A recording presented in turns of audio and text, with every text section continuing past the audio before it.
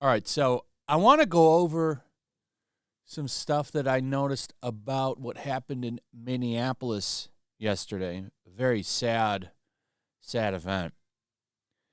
I think most people are tired of seeing this. Happens more often than it should. It should never happen, to be honest.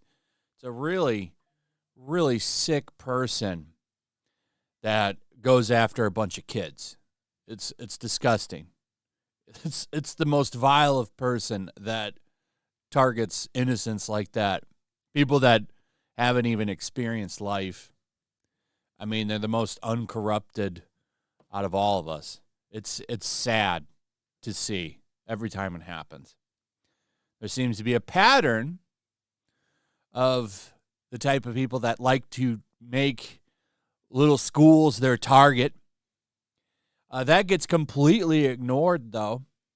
Instead, they're blaming gamification. So because the people during the lockdowns had to grow up with video games, that has twisted them into pure evil, which is disgusting and quite a shitty take.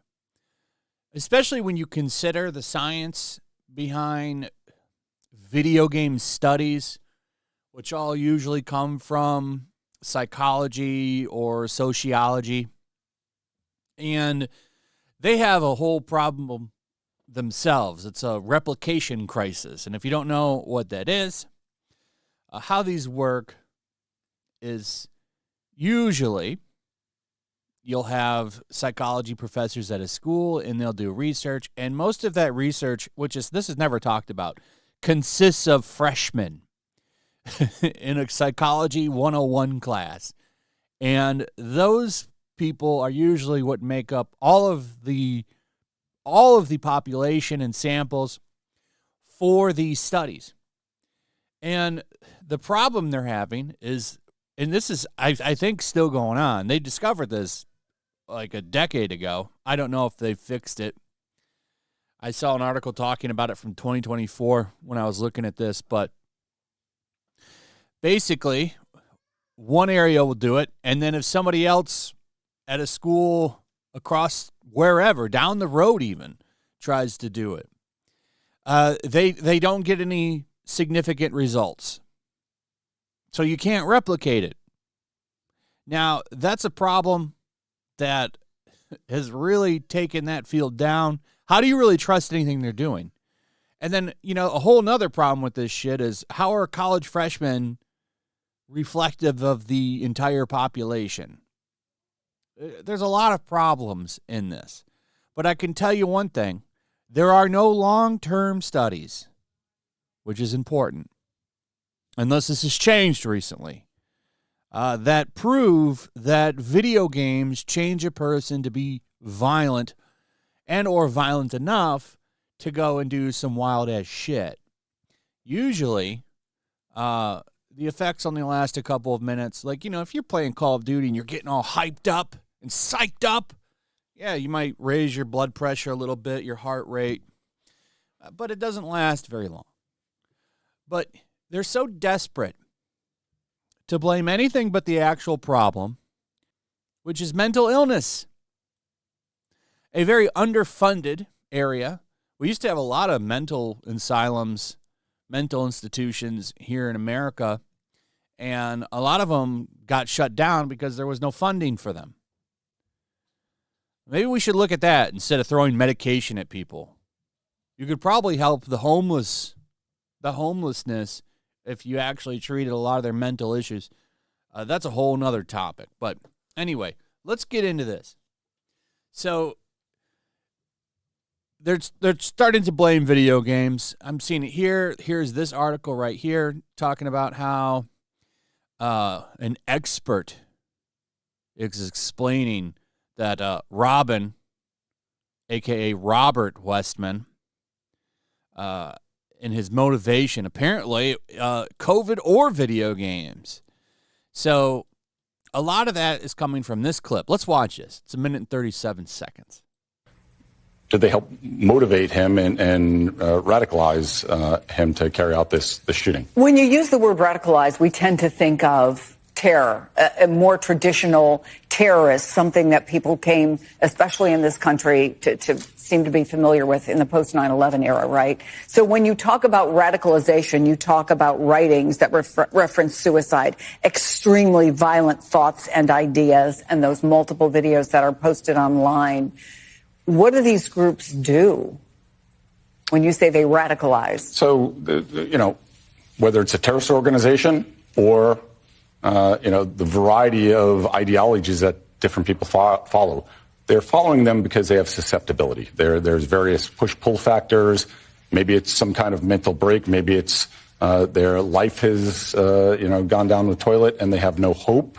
Maybe they have bad parenting, a variety of things. The effects of COVID and the isolation and what's called the gamification influence, where young men are growing up, being raised by video games.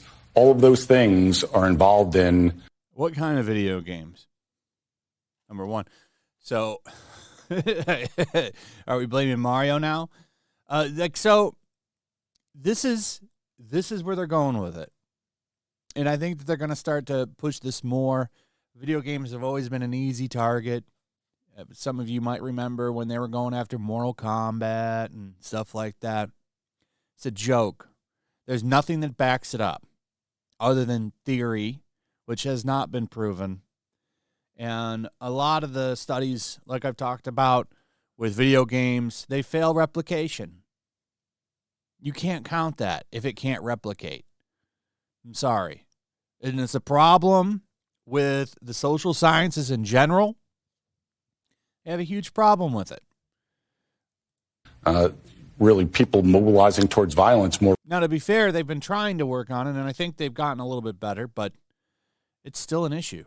Routinely in these things, but you will also see people get radicalized solely on these video games. Through headsets. They may never go on the internet otherwise. So there's a variety of things that, threat professionals look at now.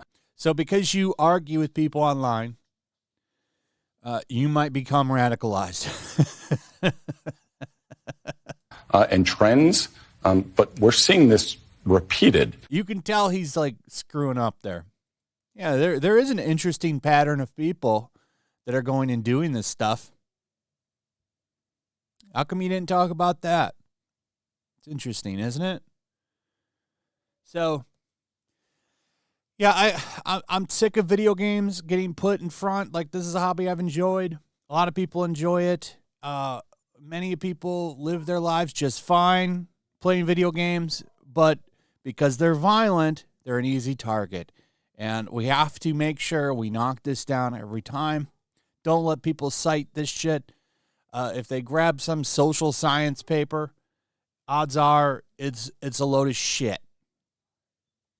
See, now this is a problem they never talk about. They don't talk about this replication problem for good reason, because it debunks a lot of the psychology and social stuff in general, and they like to ignore it. But it is a real problem, and it's a problem that's brought these fields down, and they don't know what to do about it. They're trying to fix it. And to their credit, they've made things a lot stricter. But whether or not this fixes anything, we'll have to see. Like I said, you can ask AI. AI will tell you the same thing that I'm telling you. No long-term studies prove video games cause violence. There are some studies that suggest a small long-term correlation with minor aggression. And even that, I would argue, probably wouldn't replicate.